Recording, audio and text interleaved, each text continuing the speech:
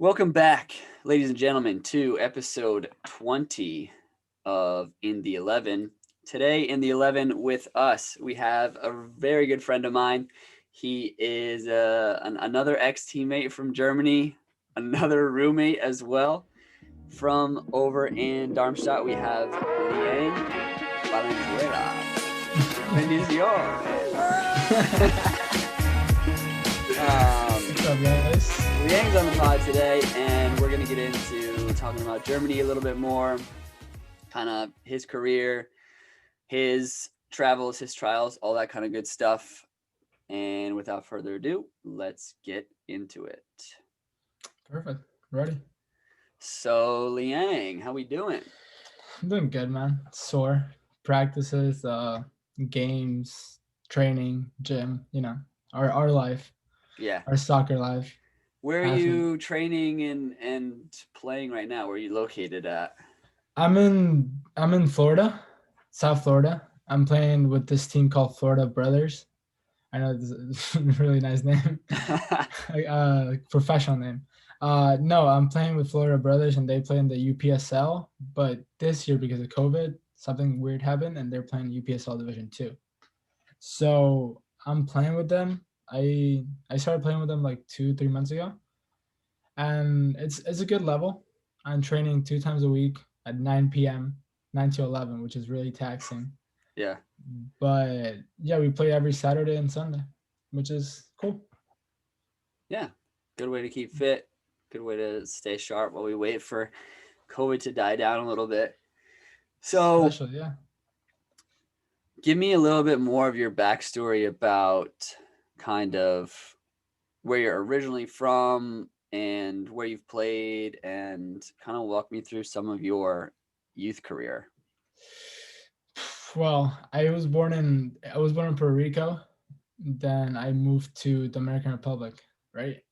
And I was like 10 when I came to the States. So before 10, I didn't know what sports were. I was just playing video games. I was kind of chubby. No, honestly, I just played video games. I ate chips. I ate everything, like chocolate. I still do eat chocolate now. But, dude, I'm addicted to chocolate. It's like the weirdest thing ever. Like if I have a vice, it's chocolate.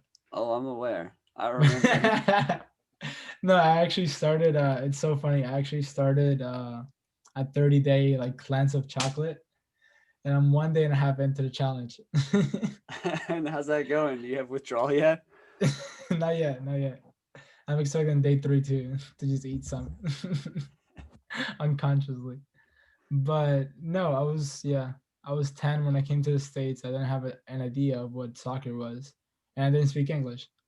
So my mom signed me up for this like Christian elementary school, like to start 4th or 5th grade. I don't remember, but they had a soccer field, and I saw goals. I saw like the big field, and I was like, what do you do here? Yeah, Like, what's this all about? Yeah. It was like there's grass. There's like big goals. And I was little, and I was like, wow, like this is pretty cool. So I went home.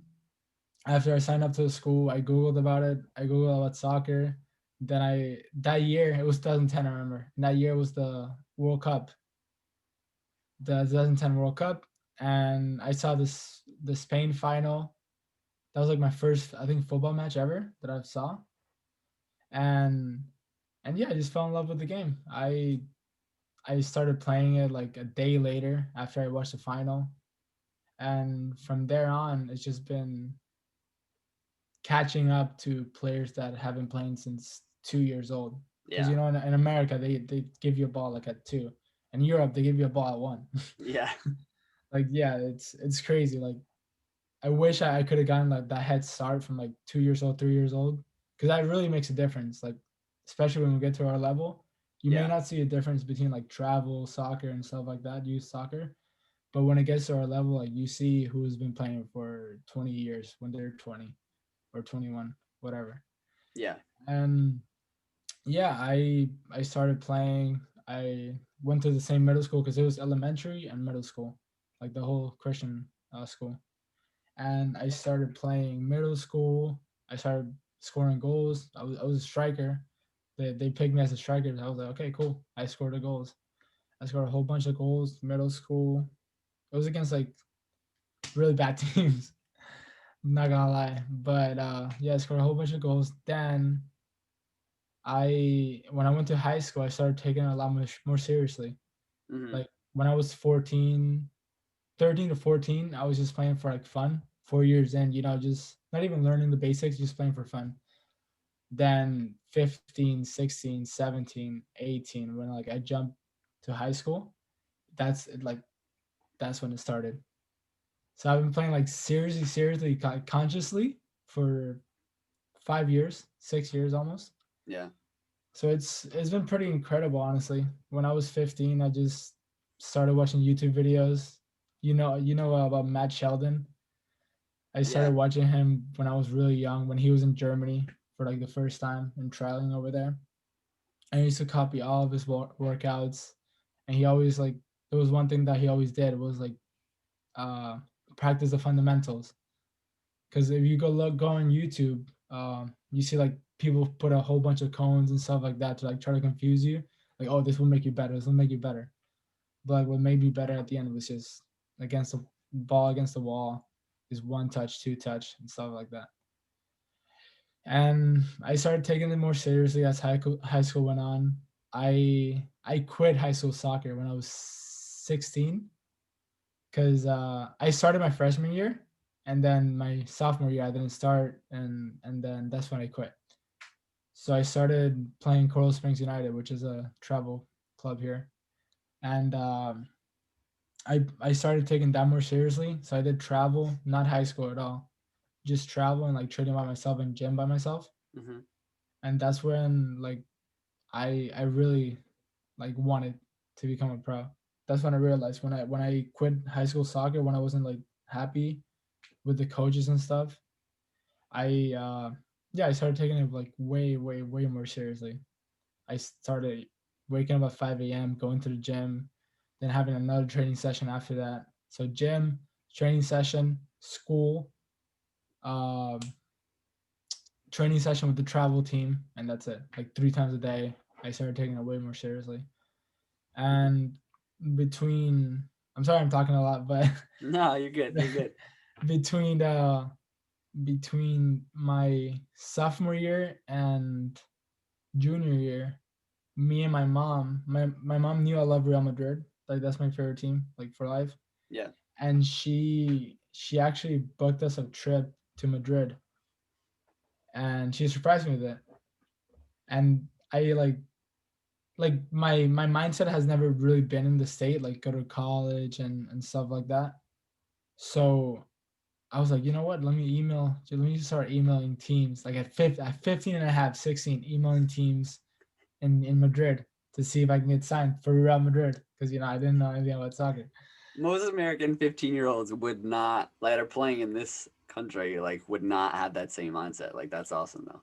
Dude, no, yeah, no, it was crazy. I remember emailing Sevilla, Villarreal, Real Madrid, Manchester United, because I thought they were gonna respond. Like a Yeah. 15-year-old kid, he's young, he's promising, blah blah blah. I started emailing my travel soccer highlights, which I edited myself, which was terrible. My brother recorded it like this on the phone. Dude, it's on YouTube. It's so funny. The highlights are really terrible. But I sent those to this Madrid team. They were called Canillas. They're affiliate with Real Madrid actually. They take their youth players and put them in the Real Madrid Castilla, their second team, reserves, whatever youth team. And they responded when I was over there, and they were like, "Yeah, come. We practice Tuesdays and Thursdays for like the young kids." And I was like, "For sure, like 100%, 100%. We're there." We went there. I remember I had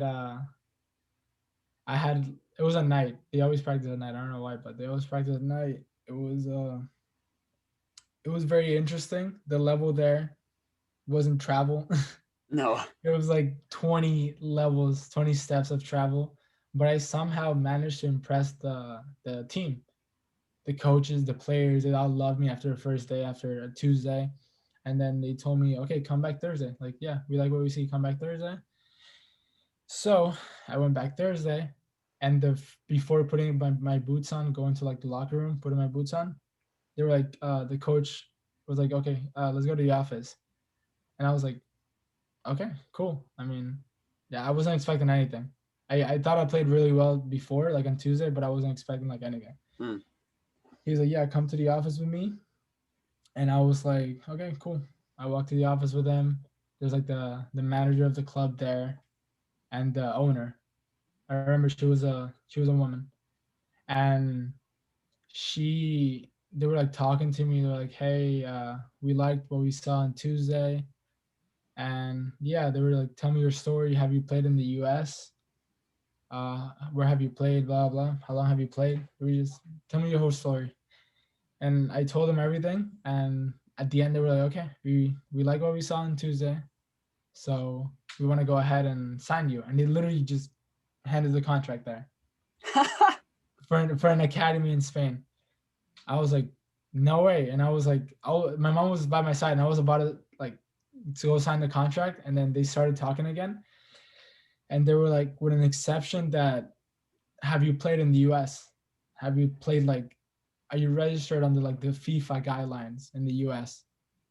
And I was like, I mean, I'm not sure, but I think travel is like, it's like registering the whole FIFA system, you know? Mm. Like it has to, because it's like organized. So they were like, yeah, because Atletico Madrid signed a player from the US who have played travel and who had been registered under that the FIFA thing, whatever, the organization, and he lied and he said that he didn't play in the US. And when they signed him, he had to stop playing until he was 18. He couldn't play in Europe until he was 18. And I Mm. was 16 at the time. And I was like, I think. And the rest was just like, yeah, we can't, because we can't sign you because of that, because we wouldn't want to risk it. I don't know. I don't even remember what they said. But like, it was along the lines of like, we can't sign you because of that. We can't register you here because you're registered over there. Mm-hmm. If you didn't play any travel, then we wouldn't have any problems. And also it was because I was 16 and some months, and my mom couldn't get a work visa over there or like anything over there. I didn't have any family, any friends, anything to stay with over there, and I was 16 Yes. at the time, so I couldn't just stay in Europe. On So your yeah, own. Yeah. yeah, on my own. And yeah, after that, just a whole bunch of things that in my life, I've had like a lot of ups and downs, a lot of like crazy weird stuff that's happened. I mean, I bet like we all do, because we all, when we chase a dream, bro, Yeah. it leads you to some place that you've never even heard of. Yeah. You've done a lot of living so far It's in your first couple years of life. yeah. The thing that I like about your story that I want people to listen to this episode for is, and I talk about this all the time, that like everyone's path and everyone's roadmap is different, and everyone is going to start from a different point. You know, you're like the definition of a player who kind of is a self-made player. You know, like you said, you were teaching yourself kind of how to play the game by watching YouTube videos and like just Googling stuff and just kind of learning on the fly. Literally. And you decided like and realized, okay, even if I don't have the same access to, you know, facilities or a development academy or anything like that, I know just by sheer graft and sheer grind that I can get to the same place, if not higher, than a lot of those players who kind of rest on the fact that they play at a great club or they have They have whatever. everything. Yeah. Yeah, Yeah. which is sometimes I think a problem in American soccer specifically, because we think, and I know I was a victim of this 100% when I was growing up. You know, I was a decent player in my area, and I played for a decent club, but I didn't like, I was in my own bubble so much, I didn't realize, dude, if you drive 2 hours down south to New York City, there's guys who are in a different world than you are. You know, if you drive 4 hours down to Philadelphia and go like watch the academy, Philadelphia Union Academy, there's a whole different world. And then on top of that, fly across the pond and go watch guys who are playing in Spain and England and Germany. And then that's really going to open up your eyes. Like, who do you think you are that just because you're okay in this area that means anything? It And doesn't, you know? And so it took me a little bit longer than you to realize, okay, yeah, I might not have everything that everybody else has in terms of their, resume, but I know I can control if I outwork them and how badly I want this. So I like that. I like that about your story for sure. And like you said, you've already experienced so much in just your brief pursuit of this kind of thing. And that Spain story is crazy. But I think what I would ask you is, did that already give you a taste at such a young age of like, oh, okay, this is going to be a little bit more tricky than I thought it was going to be. It's not just work hard and then I get the pro contract. It's a couple other things are going to be involved as well. I mean, yeah, no, 100% because that before, like you said, just work hard and like get to Real Madrid and stuff. Hmm. But when I got there and when that happened to me, when I came back on the flight back, I was like, okay, there's a lot more that goes into football than just, okay, you're good, you're talented, so we're gonna take you. Mm-hmm. Like the visa stuff. They explained to me the whole visa stuff, the whole rules about FIFA, the whole everything about like my mom being there. I did. Messi went to Barcelona without his mom. No, I mean Ronaldo. Ronaldo Hmm. flew through from like a small town in Portugal and to Lisboa without his mom, his dad, without anything. And I thought I could do the same thing, but from America to Europe. But Hmm. it's nonsense right now. Yeah, yeah. So yeah, that just gave me a whole perspective that okay, you can do everything in your power to control the things you can control, but there's some things that just can't happen because at that space of time that can't happen because of rules. I didn't know there was so many rules involved, and to me, going from this country, this continent to another continent and country, Yeah. which is was crazy, and that just gave me a whole different perspective. And the thing you were saying about like you being a decent player at your decent team.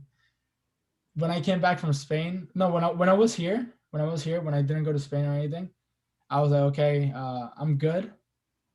I'm the best player in my team. That's what I thought. That's what you always need to think if you're a soccer player. You're like the best player in your team. So that's what I thought. And then when I came back, I started writing down more goals. I was like, okay, I'm the best player in my team. Check. I score all the goals. I'm gonna be the best player in my city, then state, then country, and stuff like that. And yeah, just check, check, check. I recorded all my goals. That's when I started recording every goal that I scored, like to see how my stats were compared to like from last year. Hmm. And that's where it's really important to like track your progress so that motivates you.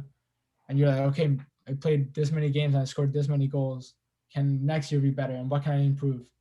And I started writing down my left foot finishes because I'm a right footer, my heading ability, first touch, and stuff like that. I could just improve and score more goals. So that stuff in Spain really gave me a perspective that there's a lot more details that go into playing football than just watch a YouTube video and then just kick a ball against the wall. Yeah. Yeah.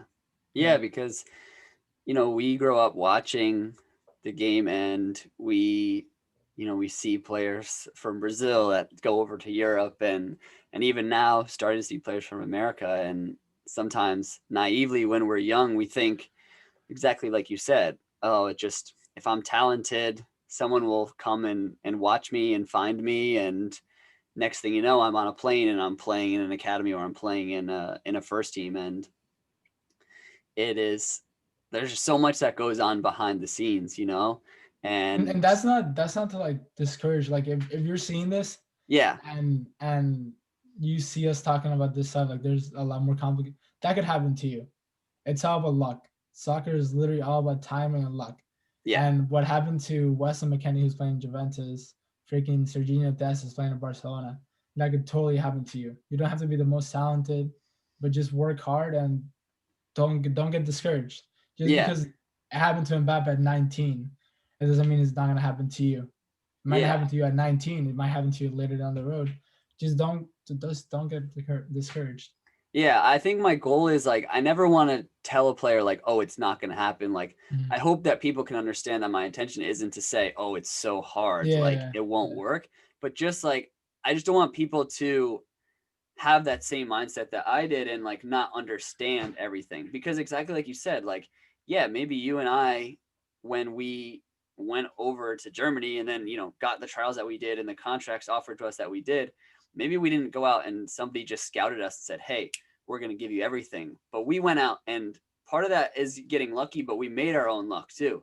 We put ourselves in the positions, we put ourselves out there to like force luck's hand. Like luck had to give Work us hard. something. We Yeah, yeah, we put work for ourselves it. in a position. So that's kind of just what I want to emphasize to people is just 100% work hard and 100% there's a chance that anything can happen. Legitimately anything is possible in this game, but I don't want people to just sit back and play at a certain level and Just just wait. wait. Yeah, just like wait for something to come knocking on their door because It's never gonna that's happen. so rare. You want to give yourself the best chance to do this if you really want to do this. So you got to go out and stir the pot and make something happen. And So yeah, for you, after you graduated high school, right, you had your Spain experience and now you were finished with high school. And we've already talked about how we know for you that you were ready to pursue the game at the highest level that you could.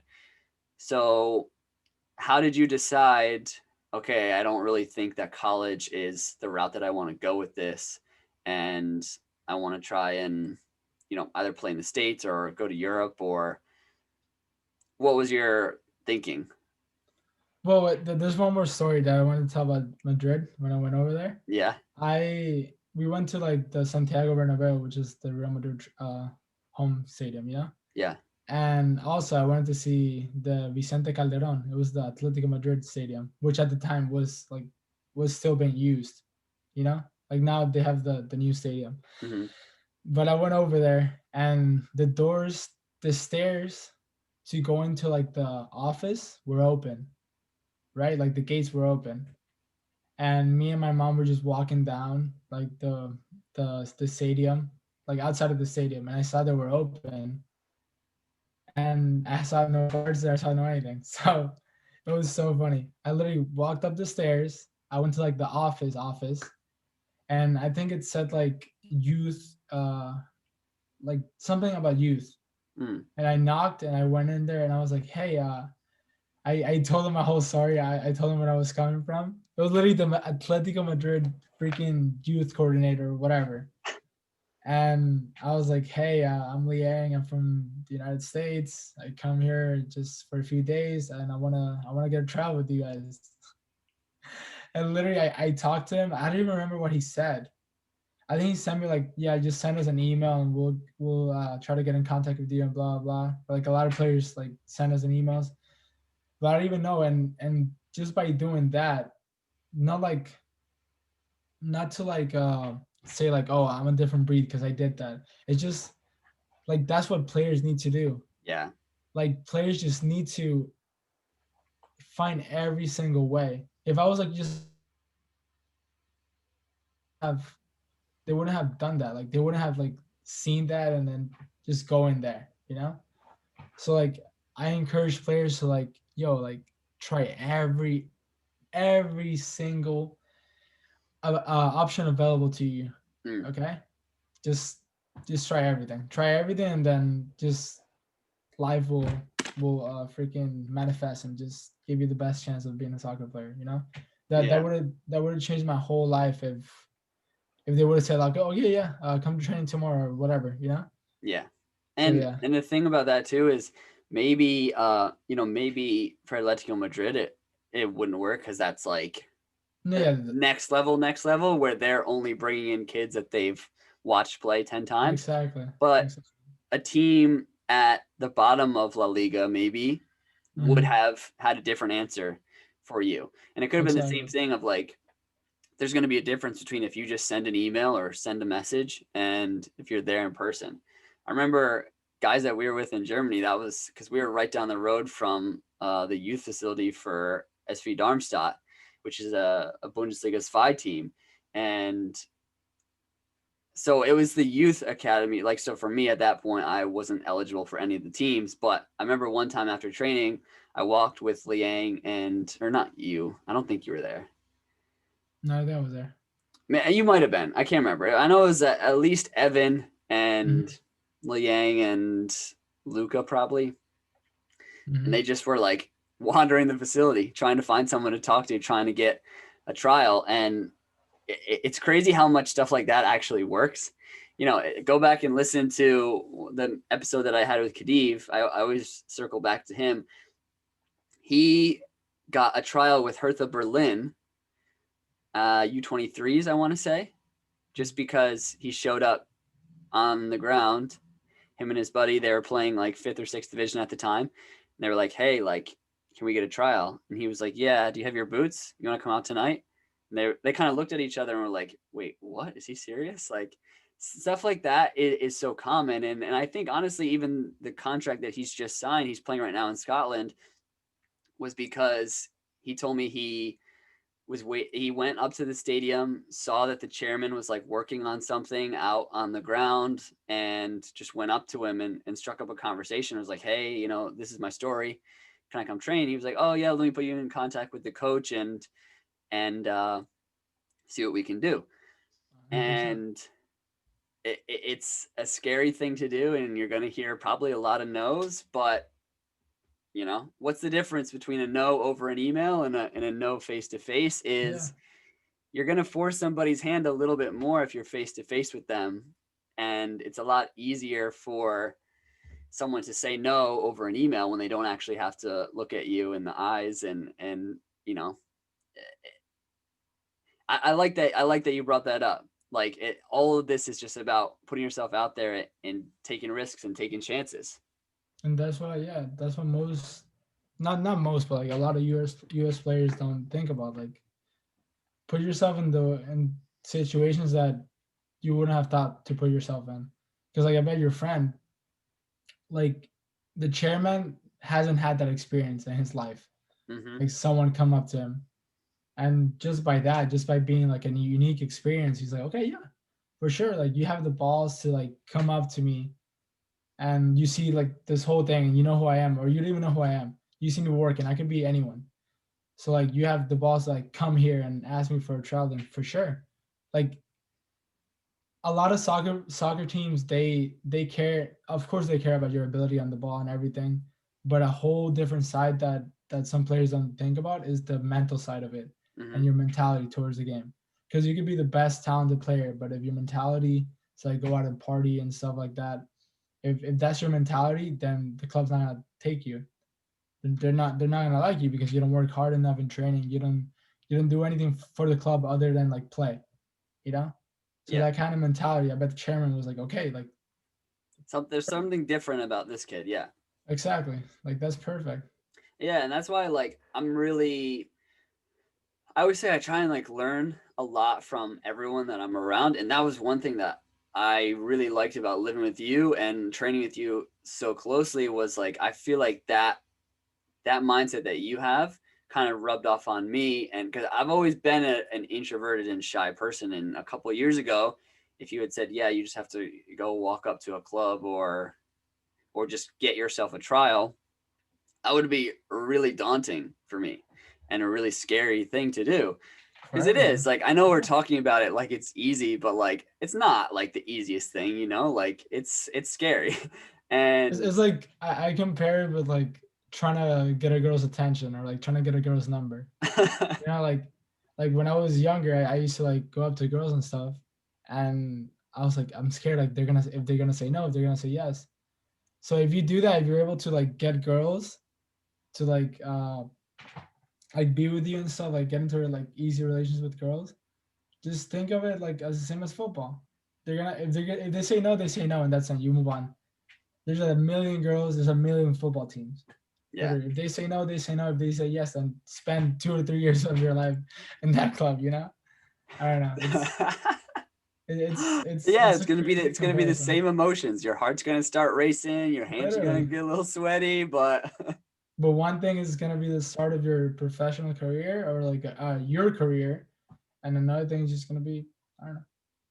I don't know. I it's a stupid comparison, but like it's kind of a similar. It's kind of a similar thing. no, but that's what I was saying is I definitely learned that from you is you and probably you got to that point just by repetitions of doing it.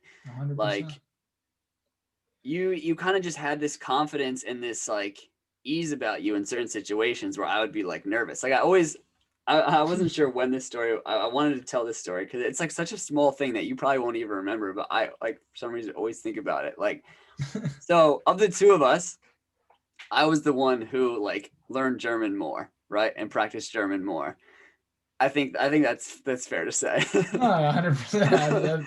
And I remember actually it might have been in the same trip, but it was like two different occasions. When you and I went, we watched the Edersheim game, 5th division, and we showed up and we like went up to the ticket booth guy and like I had asked in German like for 2 tickets, and then we like had said something, and then he said something to me that I didn't fully understand in German, and I like asked him again. He repeated it, and I was like, oh, I have no idea what he's saying.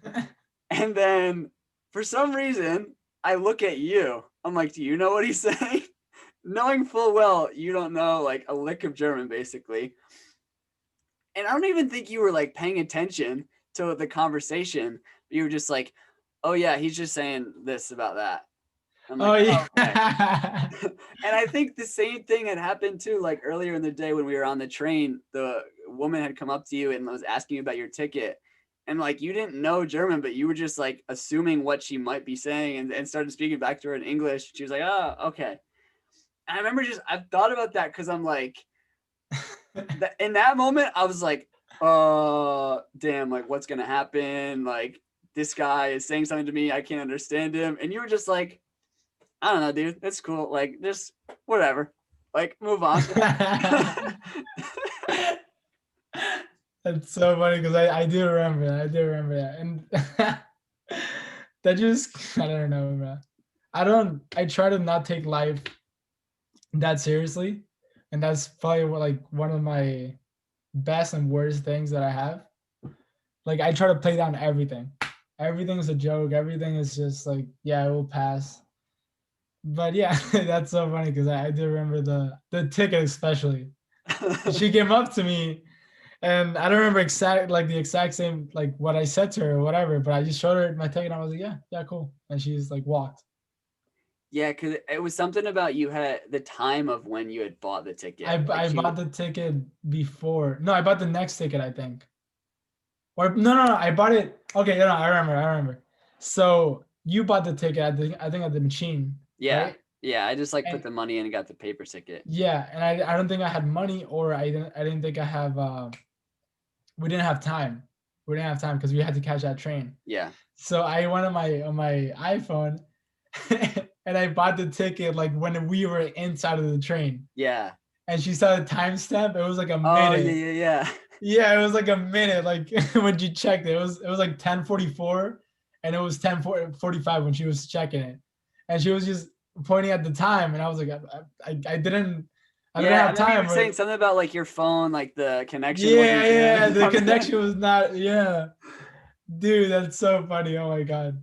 Bro, but that's what it pays to sometimes play a little bit dumb and play a little bit of the dumb foreign card. Like I remember, I think I told you the story of when I was on trial, and I told this on the podcast when I because you know some trains, and I don't want to like blow up one of our teammates' spot, like a teammate that we used to play with, Austin. Like he, Didn't check. bro, he told me he never bought train tickets. Yeah. Every trial he went on, and I was like, dude, how? How are you getting away with this? Well, and because certain trains, like we learned, okay, the local trains, like they probably won't get checked. And like honestly, if the German authorities are listening to this, like please don't come and arrest us. but most of the regional trains you would probably get checked. So you kind of, but early on, I didn't know all of that. Like when I went on my first trial, first time traveling on the different trains, I didn't know which trains are, going to get checked, which aren't. So there was a one train stop where I was at where the next train that I needed to get on was already there in its spot. And I was like, okay, that's here kind of early. Like it's not supposed to leave for a couple minutes, but maybe the schedule's off. Like, and I didn't have enough time to buy the ticket for it. So I was like, if I miss it, I'm missing the trial. So like, let's just hope I don't get checked on this one. Yeah. And then I got checked on it. And so I showed her the ticket from like I don't know, it might have been like from the day before or like a totally different train that wasn't this leg of the trip. She was speaking to me in German. She was like, basically, just, this isn't right. Like you didn't buy the ticket. And I was like, I just played dumb. I was like, oh, like, I'm sorry. Like my German's not good. Is this not the right ticket? Blah, blah, blah. And she's pointing at the map, like, well, which stop are you going to? And luckily it was like the second stop, I was only going to be on the train for a few minutes. So she was like, okay, whatever. Idiot. Like, get out of here. Yeah, like we have so many stories like that. Like so many stories. Endless stories, dude. Endless stories. So we've skipped ahead a little bit here into. Oh yeah, we were supposed to talk about. We're supposed to talk about why you didn't want to go to college. So obviously we know that you wound up in Germany eventually, but like kind of fill in the gaps for us. You decided, okay, I'm not going to do college. So when I was junior year, that's when they start talking to you about signing up for colleges, right? Yep. So yeah, everyone was talking like, yeah, what college are you gonna go to? What college are you gonna go to? They were asking me, and I was like, I'm just not gonna go to college. And I was like, soccer doesn't require like a scholarship or a degree or like anything. So I was like, yeah, I'm just not. And I think it was beginning of senior or ending of junior year. My mom wanted to go on a holiday to Barcelona, but this time with my brother. And same thing, same Leang. I literally started emailing clubs and I emailed this academy called Foodvia Academy in Barcelona. And they were like, yeah, we're gonna have this tournament. It's called the MIC tournament. I think it was MIC 2017 or 2018. Something like that. I was 17 at the time. I wasn't 18 yet. And yeah, I went over there. We had to pay, I think it was like $1,000 for like accommodation and everything, which is pretty nice. Like not a hefty price at all.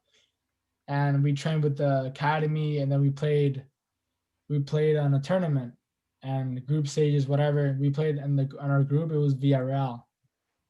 And dude, when I say like that's the best football I've ever seen in my life, like face to face, that's the best football I've ever seen in my life.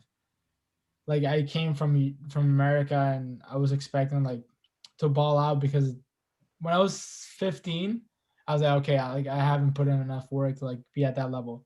When I was 17, I was much more confident. So when I got over there and when we played against Villarreal, dude, the tiki taka, everything that you see on TV, they did. Plus, yeah, no, it was crazy. It was crazy. They beat us, I think 8-0. 8-0 easily, dude, easily. They just played around us. I touched the ball like maybe 3 times. I could count on one hand, literally. They just kept the ball for the whole 90 minutes. And yeah, after that experience, I came back and I was like, okay, that's where I need to be. And I wasn't 18 yet. So I wanted to stay with the academy, but I couldn't because I was not 18 yet. So I was like, okay, I've went 2 times to Spain by that time. And even before that Spain a tournament, I went to the Portland Timbers. So at that time I created a LinkedIn and I made connections with like every soccer coach ever. And I sent a message to Larry Sunderland. He's now at Cincinnati, but he was in Portland. and I sent him an email. I sent him my highlight clips from Travel Soccer, the same shaky camera thing, and he was like, "Yeah, come down. You don't have to pay anything. You just pay for your flight for 2 weeks." I was like, "Okay, cool. Like I'll go down there." And I had the taste of, so by that time I had the taste of Spanish football when I was 15, and now 16 and a half, I think 17, beginning of 17, Mm-hmm. I had the taste of American football. So I went over there. I tried my luck. The players were so much better than me, so much better than me, and that gave me a whole new perspective. Whatever. I came back to Florida, and I went by myself. By the way, like I didn't. I was 16 and a half, almost 17, and I went by myself, which is a huge thing. Like, don't be scared to like, don't be stupid and like go to places that like are sketchy. But like I was sure, like I did my research, so I went by myself. Like no one had to come with me, and then yeah, there was so much better than me. I came back, and then I went to Spain, Barcelona, the second time when I was 17 and a half, almost 18. And yeah, I had the taste. And then when senior year approached, I had an offer with this college called Newberry College. It's in Boston. I think it was Division 2 or Division 3. And they were offering me a full scholarship, blah blah. And I said yes. I didn't sign anything, but I said yes. I was in the whole process of like the scholarship thing. I said yes, and then it's so funny, dude. It's so funny. I I was signing in winter. I was signing in winter, yeah. So or fall, whatever. I don't even know the college season. I think it's spring, summer, and fall. Or am I wrong? Well, they play their main season in fall, and then there's like a spring season as well. Okay, okay. Then yeah, I was signing for fall. When was the 2018 World Cup final? I think it's July, right? Yeah. Yeah, July. I went over there 2 weeks before the World Cup final to Boston because I have family there. I have my cousin and my uncle and aunt. So I went over there. I signed with the school. The coach took me on a tour, and I was like, okay, cool. Like they have nice facilities. They have 2 fields. I like this. Okay, I like this. I'm gonna play soccer. I'm gonna play college soccer. So I went over there. I packed everything. I just went to Boston, and I lived with my uncle and aunt. I lasted 2 weeks in Boston. 2 weeks fully in Boston. I was loving my life. It was a big city. I could just walk uh, a mile and I could be like in the center of Boston. Yeah. Uh, then the World Cup final came, and I wanted to watch the World Cup final at my uncle's house Mm-hmm. with like my cousins and stuff in the living room because they didn't have a TV in the room. And I my aunt was watching TV, and I was like, "Yeah, can I watch the final? Like it's on right now." It was like 1 minute in, and she was like, "No, let me finish watching my thing, and I'll let you watch your World Cup final." So I was like, "Okay, fine." And then I went down the street. I went to like a bar type thing, restaurant, and I watched it there. I came back the second half, and she wasn't watching TV, so I just started watching it. By the time I came back, she already talked to my mom, and she was like, "Yeah, he can't live with us. He's so disrespectful. He's like this." They were talking a lot of like trash about me, garbage, and yeah, I was like, okay, maybe this is a sign. And I was reading at the time. I was reading like a really important like thing for like soccer players and for like people in general. Just read. Reading books is like the best thing you can ever do for like self help. And I was reading at the time, and I was reading about like omens and like signs in life. And my aunt was like calling my mom and my dad like, yeah, she's so disrespectful. We don't want him around the house anymore. Like he can just go to like the school and like pay for like on campus whatever. Housing. Yeah. Yeah, housing. Yeah, because the school offered me everything, but not housing. Gotcha. So I was like, yeah, I had to pay a crazy amount of dollars to like stay in house or on campus. And yeah, I like weighed my options. I read a little bit more. I went to the park. I called all my coaches, and I was like, is this really worth it? Like this absurd amount of like money that I will have to pay off in the future. I always thought Mm. about it in the future, and I was like, I don't think this is worth the trouble. And so like literally it lasted 2 weeks. I bought a ticket for my mom actually bought my ticket for the next because I didn't have any money at the time. My mom bought my ticket for the next. Take a quick break to jump to this week's Tell Us About Your Dream segment. This is going to be installment number 2 of the Tell Us About Your Dream. And coming to us this week, we have Tyler Johnson. TJ says his dream right now is growing a startup to be able to support the ultimate dream of traveling and supporting conservation efforts around the world. What does it take for him to pursue his dream, and what sacrifices has he made or hardships is he facing? He writes, always improving and being the best at everything I do. I constantly enjoy learning new things as I've been told many times that I'm a jack of all trades. Started with soccer, where I was the kid who would say anywhere when the coach asked, where do I play? Sometimes I think I may stretch myself too thin, which makes processes much harder early on. Get over the initial hump is the hardest. This one's an awesome one for me to talk about because TJ is a really close friend of mine. He's a college teammate that I play with at Chestnut Hill, and like I said, just super close with him, and super proud to call him a friend because of all the amazing things that I've seen him be able to do, and it's cool for me to have him kind of give me this in a more concrete manner, because I don't know if I've ever actually asked TJ, hey, what is your ultimate goal? What does the dream look like for you? So this is something that's really cool for me to, just hear. If TJ's asked what's my dream, this is his answer. So I I've seen TJ do amazing things. He just started an app with his brothers. It's very similar to like a DoorDash or a Grubhub type of delivery app. Right now, they work out of the New Jersey area, which is amazing. If anyone is out there in the Jersey area, or even if not, go check out the Squire app because that's incredible. SQYRE. I've seen him do internships. He lived in Hawaii for a couple months, has done so many amazing projects with conservation and environmental science, and just when he says he's a jack of all trades, he's not kidding, because there's no one industry or one project that you can really pigeonhole TJ into. And as you mentioned, that was the same mentality that he had on the soccer field. And in his senior year, he played. Almost positive he played every single position except for goalkeeper, because that's just the type of player he was, and it's just the type of guy he is, in that he sees something that excites him, or he feels like he can provide value to a certain situation. So he's going to step up and he's going to put his best foot forward. So, TJ, I am really excited to see how you come along in chasing that dream of traveling and supporting your conservation efforts around the world.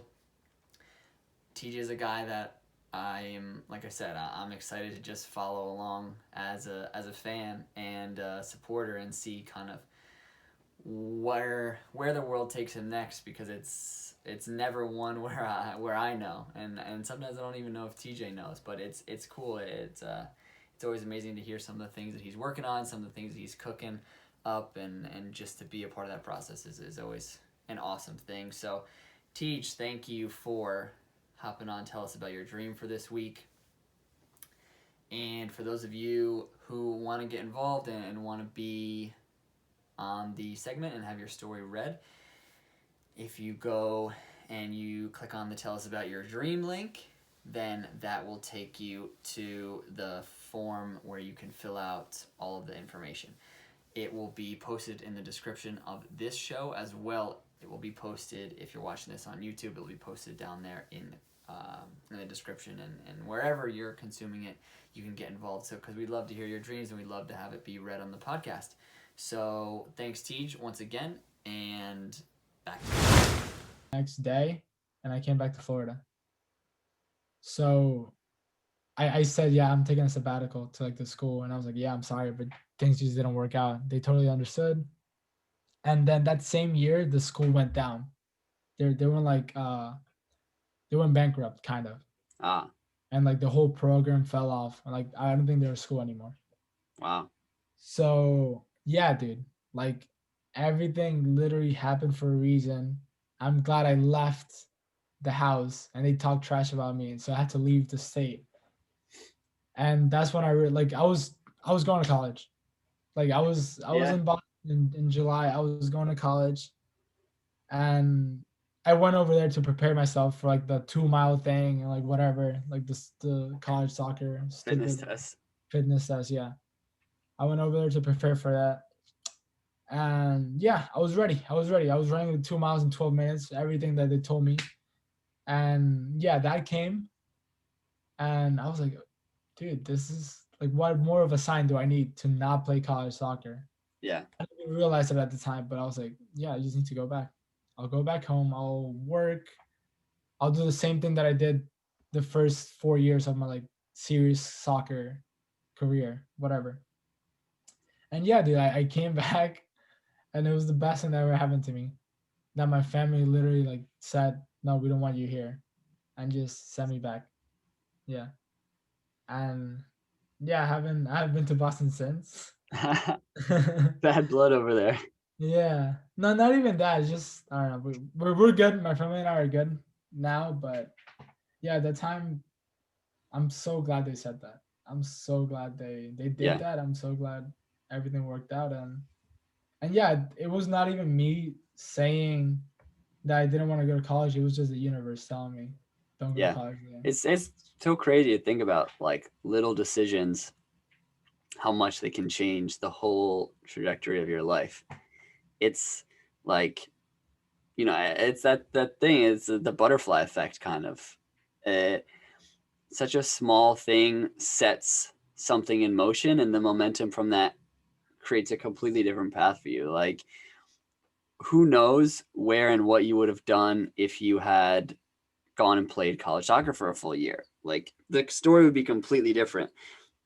That's always such a fascinating thing for me to hear people's stories, and especially I think about with my own story all the time, how if I had made one small decision differently, like, It would have been somewhere different right now. completely different part of the world. Everything happens And for a reason. yeah, and Everything. and like you and I, we wound up linking in Germany, and again, either one of us make a small decision, and maybe we don't wind up in Germany at the same time and playing for the same team. So that German experience for you, was that right after the failed kind of college route, or was there like time in between before you made your way over there? When did we go to Germany? August Yeah, 2019. yeah, you got there in August of 2019. So yeah, it was kind of right after, because I remember football project, this agency, which is no comment to their work, but they had a trial. They had like a combine, and they had like a whole bunch of the normal like grab your money combines and stuff. Like they bring a lot of coaches in, but they actually brought like the FCA Darmstadt team. Like the whole family was there. It was so funny.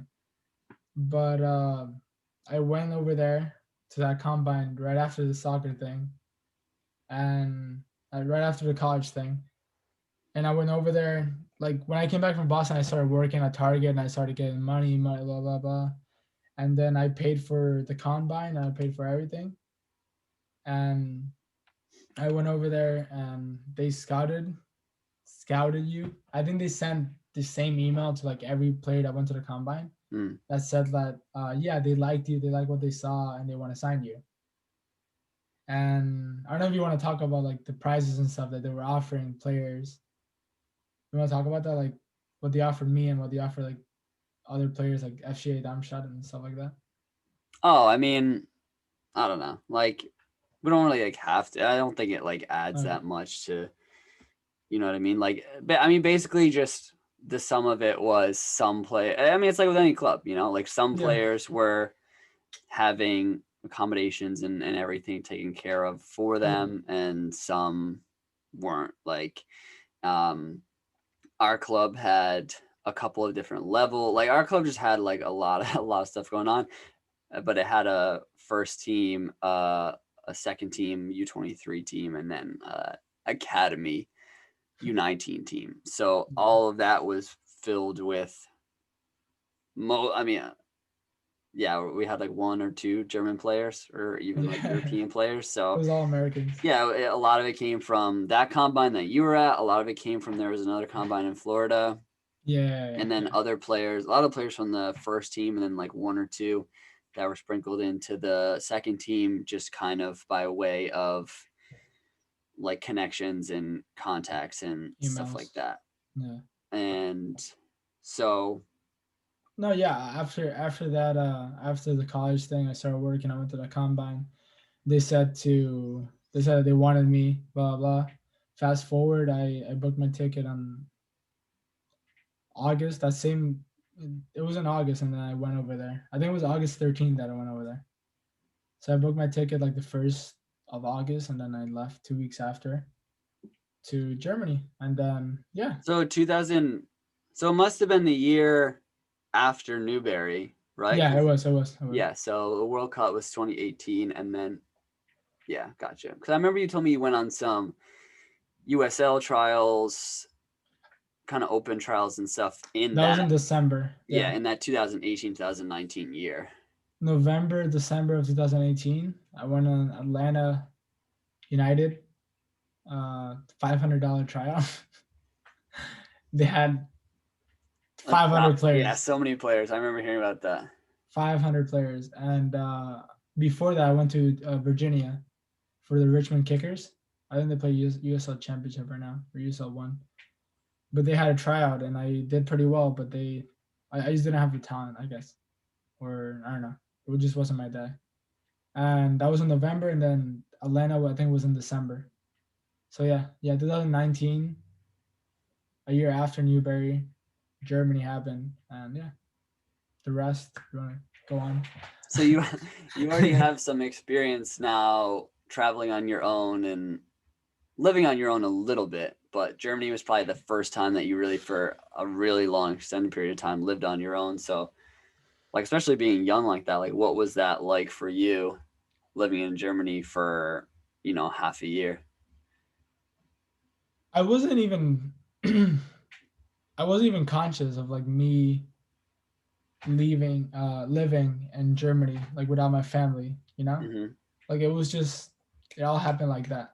Like I was just there in Germany. I remember I got put into a room with like four people. For yeah. And that didn't affect me as much. I didn't cry. Like some of the players cried, like they miss their family so much and blah blah. But like I knew like I was doing that for a reason. And I was doing that for myself and for the benefit of like a great life ahead, Yeah. you know? So I don't think that affected me as much. And I just adapted to the situation. I made friends with like everyone like by the second and third day. And yeah, I mean, I just did my talking on the pitch, honestly. And I remember the first day I arrived, August 13th. No, August 14th, because it took like 9 hours to get there. So I arrived at the morning in Germany, August 14th. And you guys were having a training session.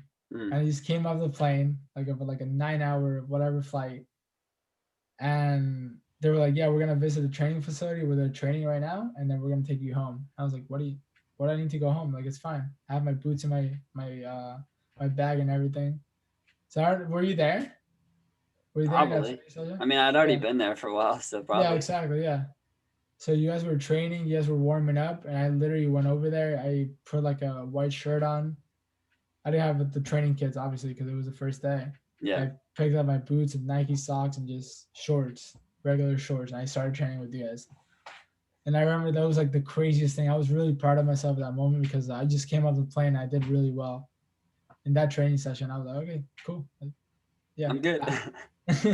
Not I'm good, but like I proved to them and myself that I'm here to work hard and I'm here to like take no BS, you know? Yeah. So yeah. So I think like I actually do think I remember that session now that you mention it. I think, yeah, we could definitely tell from early that you were going to like work hard, which was not always the case with everybody that was in the club. And yeah, I think as you started training with us more, the you know, those of us that were already kind of in the team and like established, I guess, so to speak, kind of saw that you would probably fill into like the starting role up top because we didn't really have a striker at the time that was like, okay, you have to have him in the team. And then, you know, then as you kind of worked your way in from then on, you know, even with the whole thing of you having to get cleared and get your player license and how that took a couple weeks, you still wound up being, you know, one of the top goal scorers in the whole league, which I mean, take that with a grain of salt if you see the teams and the score lines of the games I would play against, but neither here nor there. Still an accomplishment nonetheless to score goals in another country. And so talk then a little bit about what was the difference like when you first started kind of where you were living, like in that first room versus then when you shifted over and started living with me and became my roommate. Because like those of you who know the story, when they listen to Luca's podcast, they know Luca left to go pursue another opportunity. And then I had an open room. And so I was kind of like, I didn't really say anything. I didn't really broadcast it out to anybody just because, you know, I didn't want somebody like freaking crazy come in and live with me. And I remember you walked by my room one day and you were like, huh, is that open? Yeah, I didn't even know you, right? Like we didn't even talk. We, We played. yeah, we had talked. I think we had like trained once or twice Yeah, yeah. together. And Just because of Luca, yeah, but and we've also never with, had like a full conversation. Like yeah, and one. also with Evan and stuff. Uh huh. And I was like, yeah, yeah, it's open. And you're like, oh, I might come with my stuff in here. And I was like, all right, like, let's see what happens. And then it wound up being like a really good situation, as we'll talk to later, like how we pushed each other to, you know, go out on trials and just, I feel like, at least from my perspective, and you can tell me if I'm wrong, you kind of changed a little bit your mindset from when you were first there in Germany and living in that first room to kind of when you came in and started living with me. What do you? How do you mean by that? Like I changed my perspective in which ways? I guess like of the situation as a whole, because right, we were around a lot of guys who were like didn't want to be there, and They were well, not doing the right things as well. maybe wanted to be there, but like like to They don't harp have on the a lot of the same. negative things. Yeah, yeah, yeah. No, 100%, 100%. When I first came in, I started in that room before the guys. I was miserable, dude. Like it was really bad. Like I was really negative because they used to show up like mad late at night. They used to wake me up. They used to smell terrible in the room. And yeah, I just wanted to get out of there from since day one. And then I we haven't even talked like full like conversation yet, but like I knew like that room was like kind of deserted because there was like that room in the hallway, and then Yeah. when you went across like the other side of that room of that hallway, it was like the living space of like everyone, and I was right next to the living space, so they would stay up playing FIFA until like 5 a.m., dude, when it was a game day. And I was like, yeah, I just need to get out of here because I need to like I want to take this more seriously. And I can't perform when I'm sleeping like 2 hours a night Yeah. when I have training sessions in the morning. And yeah, that whole switch honestly made me like appreciate like the smaller things more and stop like you said, like complaining about like the little stuff, you know? Like Mm-hmm. stop complaining about the food, stop complaining about the before I was just complaining to everyone, and then we just started complaining to each other. We started like, yeah, but this is not it. Like, is it? Yeah. And and by us talking like that, I think that made us go out, experiment in other clubs. Like, there has to be something better in this, and Yeah. there was. But that was like you mentioned the a really important part of that it changed. The way we started talking changed. Instead of just being like, oh, this is frustrating. Why doesn't this happen? Why is it going like this? It was like kind of accepting it for what it is. It's not perfect, but we're here. Let's make the most of it and let's go try and figure something else out. Because, you know, when I first got to Germany, I was kind of under the impression, based on what the club had said and kind of the conversations I had with people, that there was a good chance that now that I was playing well and at this level, that they were going to kind of farm me out and advertise for me and get something for me. And then as I continued to play and continue to have conversations, I was like, yeah, not so sure if that's really going to happen. And also, we were kind of not running out of time, but there's only a certain amount of time you can stay in the country. So you got to make the most of every minute. I even think, how many more teams could I have trialed on if we had started in September or August from the moment that we stepped foot. But it's something that we learned. Now, if we ever go back overseas anywhere, we know, okay, minute one, boots on the ground, it's time to go. It's time to walk up to every club in the local area and ask for a trial. I want to get your perspective too, because I've talked a lot about my trials and who I trained with when I was in Germany. But what was the trialing process like for you, and kind of how did that play out? Well, it started like you said when we realized like there has to be something better in this, and we decided to experiment like outside. The process between that, it was just like sending a lot of me editing my videos that we had from the games, from all the games that they recorded, and just sending it out to like every team in the area, teams in everywhere in Germany, honestly, in every Yeah. league. We were playing what, 11? 12. 12th division. Everything up from 8th. I was sending, sending, Yeah. sending, sending, sending. And it's a lot. The trials and the process there is a lot more more organized. Not even organized. Much more fair than the United States. If you reach out to a team here, like, yeah, you need to pay for this to try out with us for a day. Over there, come. We have practice at 9. Show up at 8:30. I'll introduce you, blah blah blah, and then just come. I didn't pay a single cent to like any team over there. Yeah. The only thing we paid for was just getting ourselves Train, there. which Yeah. is very expensive, which is really expensive.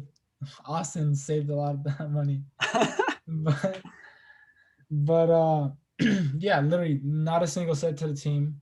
Over here, $500 to Atlanta, $400 to Richmond Kickers, uh, 300 to Football Project, whatever. Like, it was just money. If you wanted to be somewhere, you need to pay.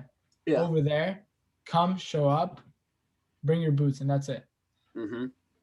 I don't remember what my first trial was, honestly, because we went on a lot. We went on endless trials. Yeah. I I think I remember. counted it when I did my episode on it, and I think I went on like 8 or 9 total.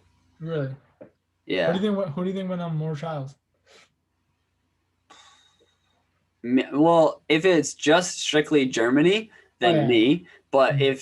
because we'll talk about this as well, you Yeah. also had time where you were away and you were in Spain, and I can't even remember how many teams you did in Spain. But I want to wait till we get to that story in a second. Yeah. So I don't No. know. I mean, in total, we probably went on close to the same. I mean, I'm guessing you went on around 10 or something in total if you count Spain and Germany. Mm-hmm. Yeah, yeah. No, yeah, we did a lot. I barely remember the teams, honestly, but yeah, one of the first ones that I remember was a fifth division team in Frankfurt, and it was like the craziest experience. So I had to get off a train, then take 2 buses to get to the training ground. And I got off a train. It was mad late. I saw the bus leaving, but I ran like a mile to get to the bus, like through a whole like, I don't know, street to get to the bus because it was leaving like 5 minutes and I had to get over there. I ran so much. I got there. I got to the training ground. I introduced myself. I didn't talk to anyone, and yeah, I just played. I mean, there was nothing like crazy about like the way it worked. It, you just showed up, they introduced you to the boys, go to the locker rooms because every team has locker rooms in in Europe, which I Yeah. freaking love that they don't have in America. But yeah, I went to the locker room, introduced myself to like the coaches, and I didn't talk to any other players, and I just went out there and I just did my thing. And there was one trial like that stood out from any like other trial. It was with Bayern Alsnau. Mm. It was this. I think it's their third division team. Yeah, I their think first team is like their third or first team fourth. is yeah, the first team is I think third, and they reached out to me. I talked to the director of coaching. They reached out. They were like, "Yeah, we can get you a trial with the third division team, but we can get you a trial with the U23 second team." And they played sixth or seventh, I believe, fifth, sixth or seventh. It was around. I was around there, and I went to trial with them. I did really good. Uh, they wanted to see me more and more, and I trained with them, and it was a really great level. It was so much better than the team we were playing at, Darmstadt. I remember skipping out on trainings and saying to like the coaches, like, "Yeah, I don't feel good," just to go out to tryouts with them. And it was the craziest thing because I was risking my starting spot to play in the weekend to go try out with another team. Mm. So and yeah, it was so much more different than the United States. And yeah, it was a good experience. There was nothing like out of the ordinary, but yeah, just email clubs. We emailed thousands of clubs, and they responded. We got their WhatsApp number, and they were like, "Yeah, I'll be there this time. Here's my name." Yeah. Yeah, Yeah. I went back and I was looking at my YouTube and I saw that the highlight video that I made for Germany that I think you helped me edit, that it had like 380 views or something on it. And I was thinking, you know, most of those, almost all those views probably just came from when I sent them out to clubs. So, like, I guess to try and put this into perspective for players, think about there's probably countless of the emails that I sent out that they didn't click on the link or didn't even open it, or opened it, or like, okay, another person trying to get a trial. But I was able to get my highlight footage in front of 380 eyes, and we can even round down and say, and a couple of views came from me just checking on it, or you, or friends and family. So even 350, 325, you can get your footage in front of 325 coaches' eyes. Odds are there's going to be a handful that like what they one. see, and that's kind of what we were doing. That was the numbers game that we were playing. you know every every coach that we messaged and emailed didn't get back to us and say, yes, you can come train. There were a lot of coaches even that did get back to us, and it just didn't work out for us being able to go and trial there. Yeah. There was a lot of teams that told us like, yeah, come through, but like we had so many trials that came on the There were same some day. times where it was like, okay, well, we trained Tuesday, Thursday, and I was like, okay, well, I already have Tuesday, Thursday booked with somebody else. Yeah, So that's the literally. thing. Like, we probably could have been on even more trials. We could have trained like, but it was just such a balancing act. Like you said, it was also, we still had to train with our team. We had to play matches with our team. And a lot of times we were doing doubles every day, and it wasn't like doubles with like a training and then gym work or something where you could kind of like go lighter. It was doubles with two full intensity training sessions. And especially the night ones when we were trialing, you wanted to make sure that you were 100%. And it wasn't always easy because, as you said, we would be traveling, sometimes hours. We'd have to walk a lot. And by the time I would get to those trials, sometimes I'd be like, okay, my legs are kind of screwed. Like, let's see Your how this mentality. goes. Yeah, your mindset when you got there. Like I Yeah. just did all the today was a full day, 9 p.m. and then I don't know. You might Uh, have been tired, you're mentally not focused at all and stuff like that.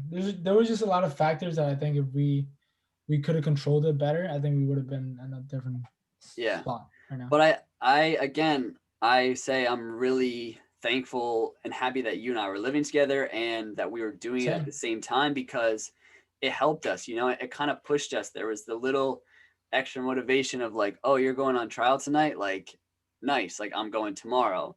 Because a Yeah. lot of times it wound up where we would alternate, or there was only a couple times when we went out on the same night, and Yeah. but we were Yeah. always going to different places, and I just feel like it was cool because like it, and we also, I don't know if you noticed this too, but we never really like told anybody else about it. We were the only ones doing it. Yeah, We because were, we were the only ones, and we also didn't want to broadcast it that yeah. that's what we were doing, and so we just kind of kept it low key. And like you would be starting to get ready, and I'd be like, "Oh, where are you going?" And you'd be like, "I got a trial." Everyone. Our room was like the most visited. Like, oh, you're all dressed up, but we don't have training tonight. Where are you going? Yeah, and then we would always just say something, be like, "Oh, I just headed I'm to the going, city." yeah. And it Yeah. was you more than me that would get asked because like people didn't care what I did. um, I would broadcast some. I would tell Alejandro, and he would just tell people. yeah. Yeah, yeah. Okay, see. Okay, no. I like. I know you're Mm. listening to this. You got a big mouth, dog. Stop, stop blowing up Liang's spot. Facts, bro. That guy talked a lot. Nah, I love Alex. That's a good guy. No, same. I think it helped us just to motivate each other a lot because we're always just not even trying to one up each other, but we were just pushing each other like, I no, mean, no, keep going. it was that. But It was that. It was that. It was that. Like, okay, you had a trial. I need to have a trial. You know, it was yeah, just that. Like but it that. was also That's too like we genuinely wanted to hear how it went each time and wanted it to go well. Like it was never like, yeah, I hope that bombs out. I hope no, no, even when you no, went fifth division, you know what I mean? I hadn't gone on a fifth division trial yet, but it wasn't like jealousy no, or no. anything like that. It was like I genuinely wanted you to sign because that even more so for me would be like, okay, like he can do it. Like now I know I can go out and do it too. So No, it helped so much having that. it was like a healthy one up each other. You know, Yeah, it healthy was not like competition. yeah, healthy competition. Yeah, like he. I know he can succeed, and I can do it as well. Yeah. Let's just do it. Yeah. So that's the Germany trials for us, which as we said we had a bunch, and we're just always pushing each other to keep going and being supportive of each one, wanting it to go well. For you also, as we got later into the season started expanding outside of Germany too. And November. yeah, November was the month of travel for you. And you wound up doing a couple trials in Spain, right? Yeah. So You I can't get enough of Spain. huh? Dude, literally, I was like, okay, so I've tried Germany. Like by the end of November, I was like, you know what? Why not Spain? So I started emailing a lot of Spanish clubs everywhere in Spain. I didn't care first, second, third division, fourth division, whatever I could find. Honestly, and if I could find an email, I just emailed that. I found a couple in Spain. The first trial I went to, I think it was. I'm really not good with dates, but like I know the second one was on my birthday, November 29th, and the first one was like 3 days before that. So I went to Spain. I can say 22nd to the 21st to the 25th, 26th. I went to Spain and I went to Santander, which I didn't even know was there, you know? Like it was like a town. It was called Reynosa in Santander. I didn't even know that was a town. I didn't even know there was a place in the world. So they reached out. They were like, "Yeah, come try with us. You don't have to pay anything. Just pay for your flight, and then we'll give you housing." And that week, that it was, I think it was a week. Yeah, it was 2 training sessions. It was 3 training sessions. So that week, I remember going there, and they housed us. There was 2 other players. There was a goalkeeper and a left back, who were more. They were older. They were like 29, 30, 31, and they had experience already in Spain. They played in Spain. The goalkeeper played I think Villarreal football, like in that city, like second, third division, and the left back played in Mallorca, like, which was a really good team at the time, second division. And yeah, they went over there. It was like by the end of their careers, and they were they wanted to sign. So I went over there. I did really good the first two training sessions. The third one I did really good as well. And at the end, they were like, "Yeah, we want you," but it was in the middle of the season, because Mm, like it was by yeah. the end, not by the end, just the middle. It was by the end of ours because we had to take a break, but it was by the middle of the season. And they were like, "Okay, we like you, we really like you, and if it was at the beginning of the season, we would sign you, but we need a striker to come in and score goals. We need an experienced 29, 30-year-old striker to come in and score goals." And they were like, "Yeah, we would love to develop you, but we're at the middle of the season. We want to reach top three, Yeah. and we need a 29-year-old experience that already played in Spain. We don't want to make a player. We want a player that can make us into a good team." And they're like, "Yeah, you scored a lot of goals, but yeah, you're too young." And I was like, "I've never heard that before." And I was like, "Okay, cool, cool." I was 19 at the time.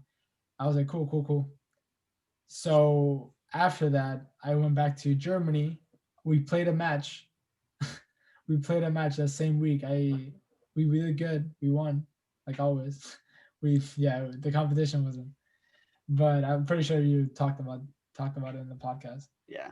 But we played that weekend, and I came back the 25th or 26th. I left the 27th to another Spanish trial. This was like the opposite. It was in Valencia. So Mm, like Valencia's here, and Santander and Reynosa's over there. So it's like going to Cali and South Carolina in the States. It was like across the country. So I went back to Germany. I booked my flight like that same day that I went back because they responded. And I went back to Spain the day after. mm, I went back to Valencia, Alicante, and I had a trial there with this team called Torrevieja, Club Deportivo Torrevieja, and they were fifth division. And the other team was fifth division as well. mm-hmm. Um, they were fifth division. I played one training session. They were like, "Yeah, we want you. We want you." I was like, "This is it. Yeah, I'll come. I'll come back in January after the visa stuff and after I can get everything sorted out." They're like, "Yeah, we'll handle your visa. We'll do everything, and yeah, just come back and we'll keep in contact."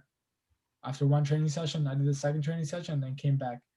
But in between those training sessions, I think it was a Wednesday. So they practiced Tuesday, Thursday, and Friday. It was a Wednesday, and it was my birthday. And I turned 20 at the time.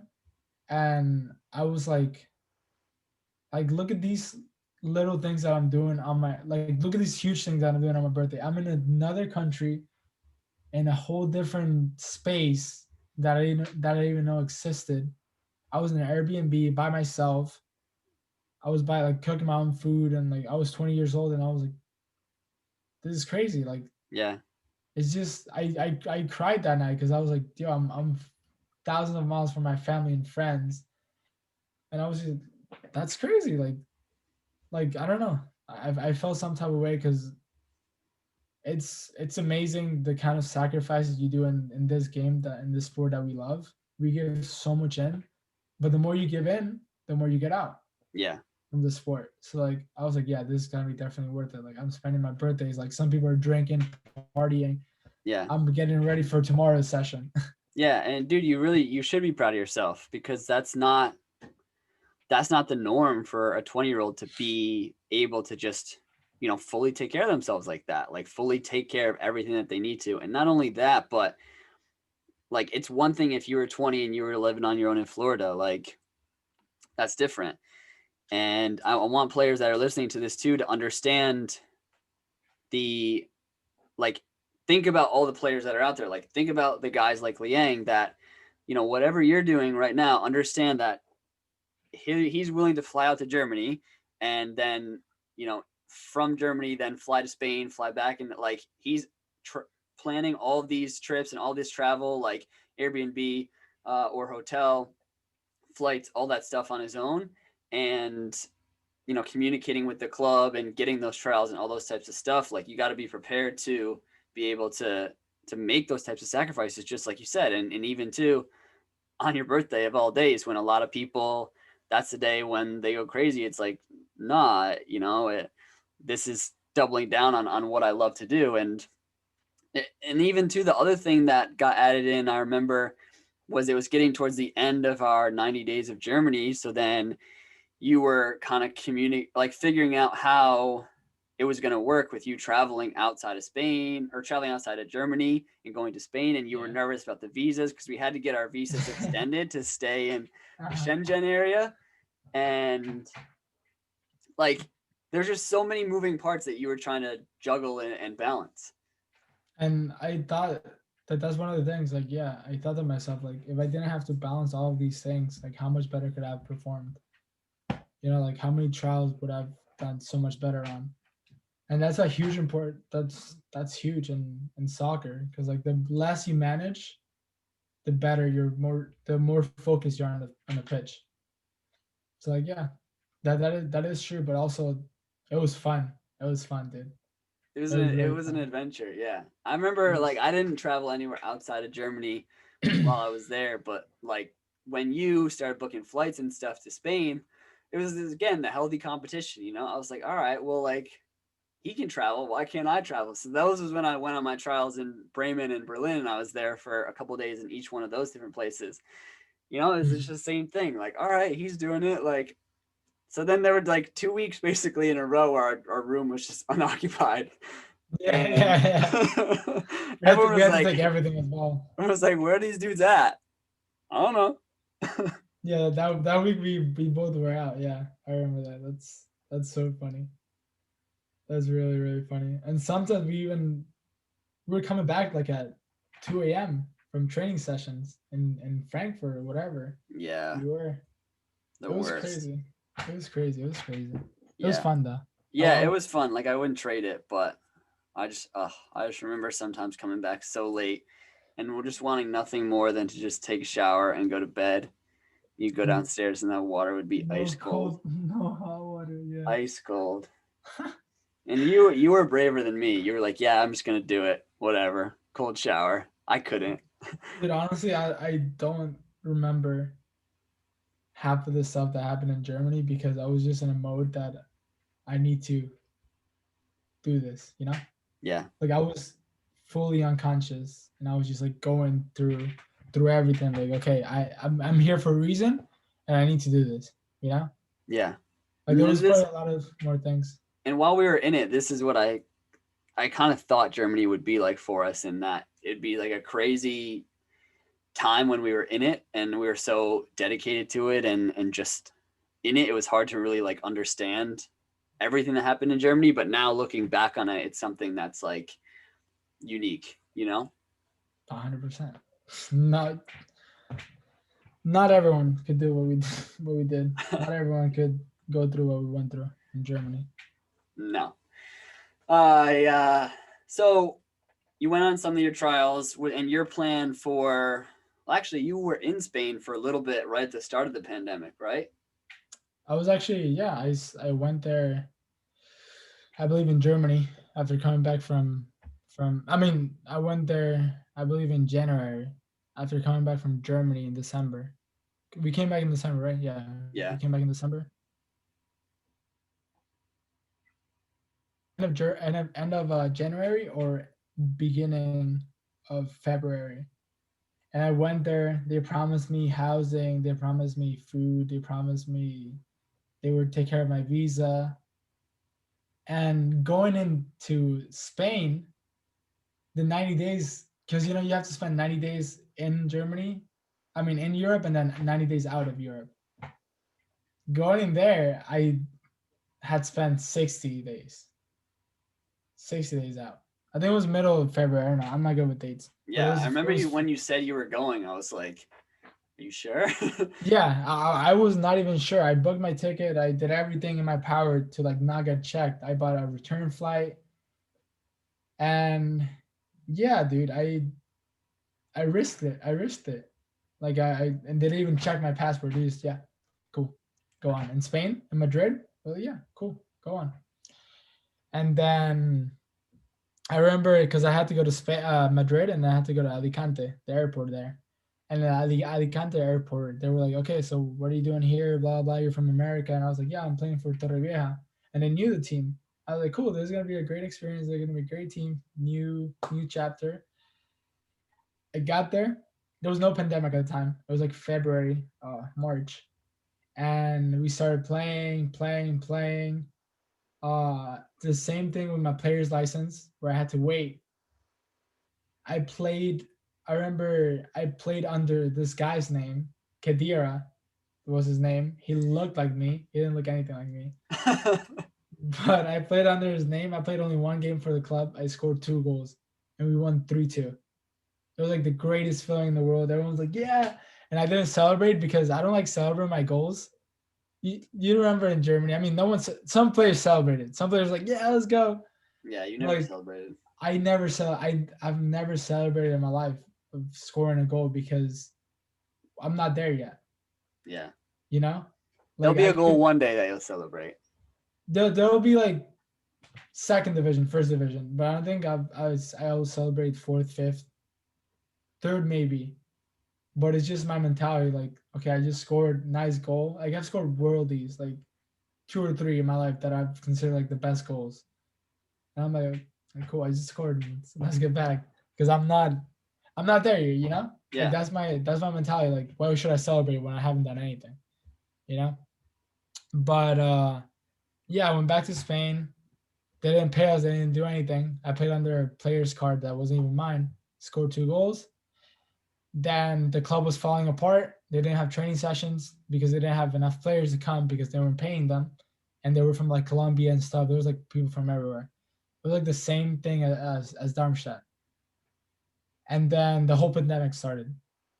I got on the first flight back home to Florida, and yeah, I've been here since March, end of March, and yeah, I've just been working out, trying to keep myself in shape.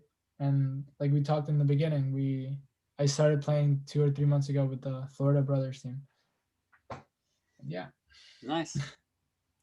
And here we are, just trying to figure out a way to get back into Europe or just some footballing environment. What Actually, I actually haven't told you, but I know you're probably gonna ask this, but yeah. I signed with this agency to 1 or 2 weeks ago.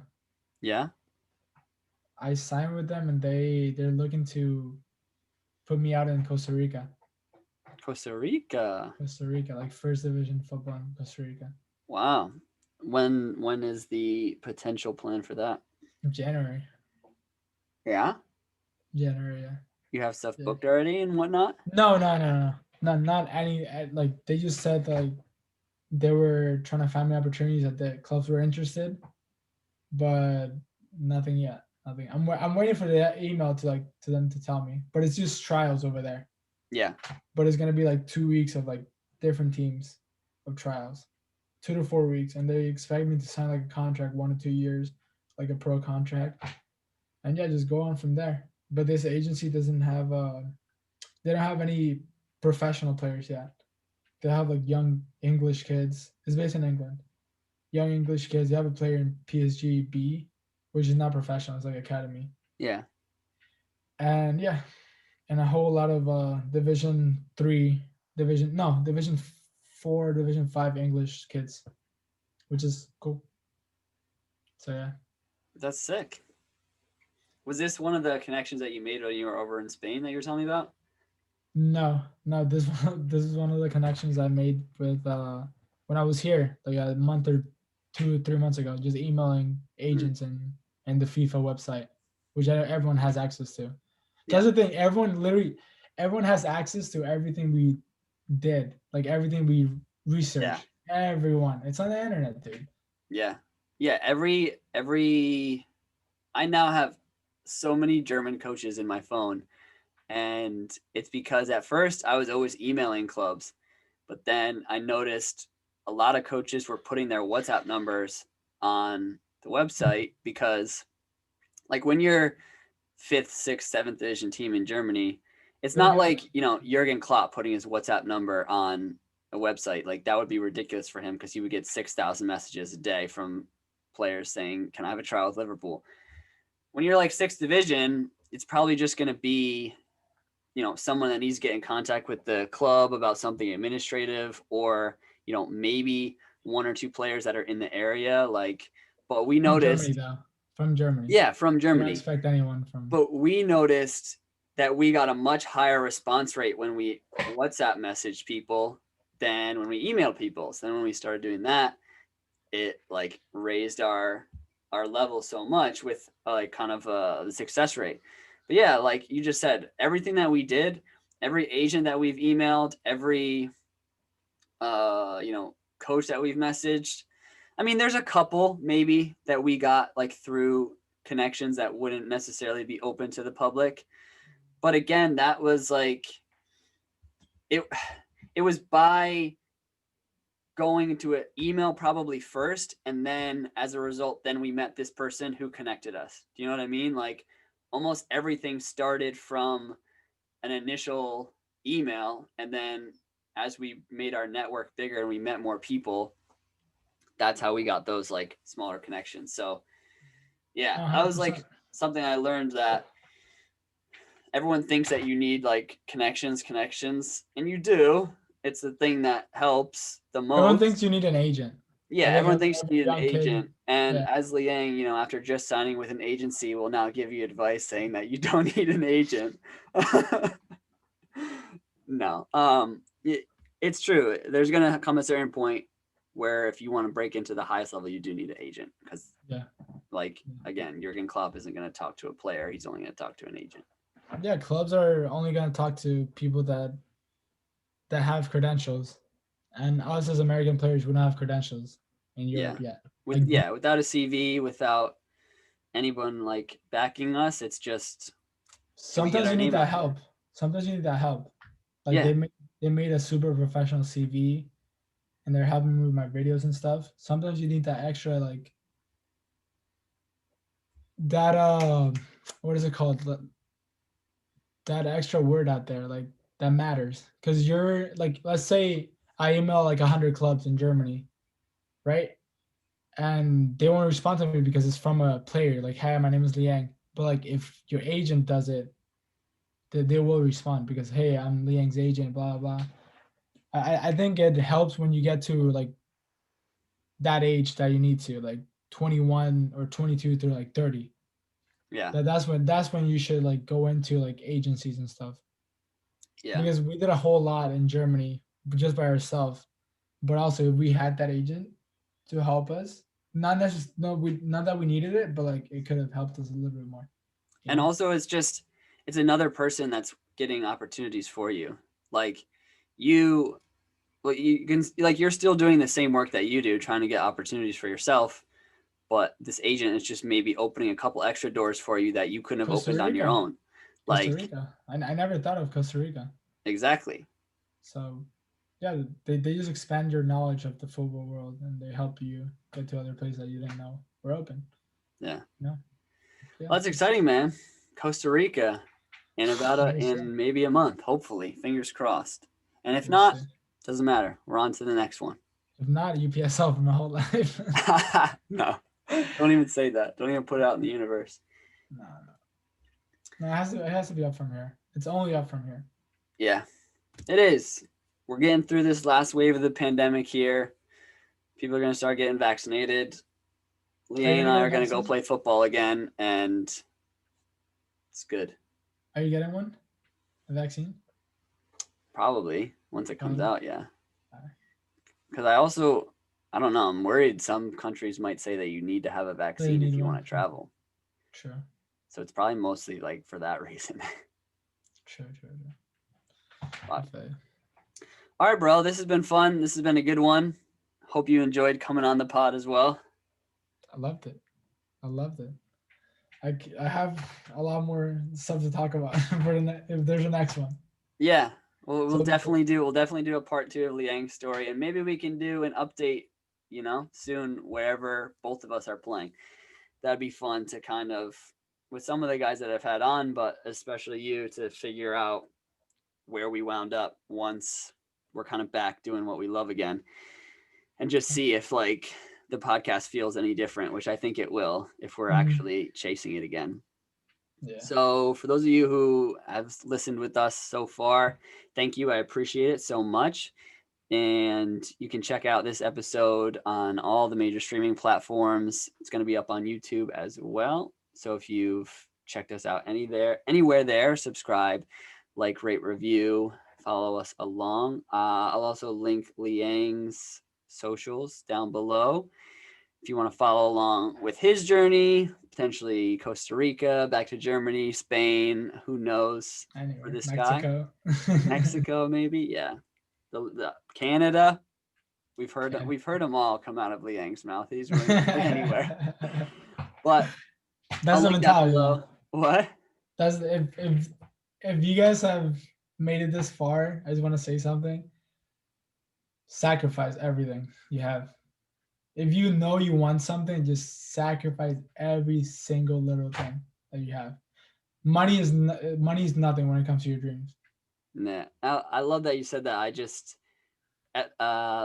episode that just came out, that's up right now, episode 19, that's what I give as my one secret. I'm like, what's the one secret that's going to lead you to success? Obviously, there's a million different things, but it just comes down to what are you willing to give up that another person isn't. For you and I, we're willing to give up our money, we're willing to give up our time, and we're gonna go anywhere. Yeah, parties, families, friends, all that kind of stuff. I'm willing to go anywhere, and I'm willing to chase it. And if you're not, okay, that's fine. But just know, like, I'm not gonna feel sorry for you, because I'm willing to do it.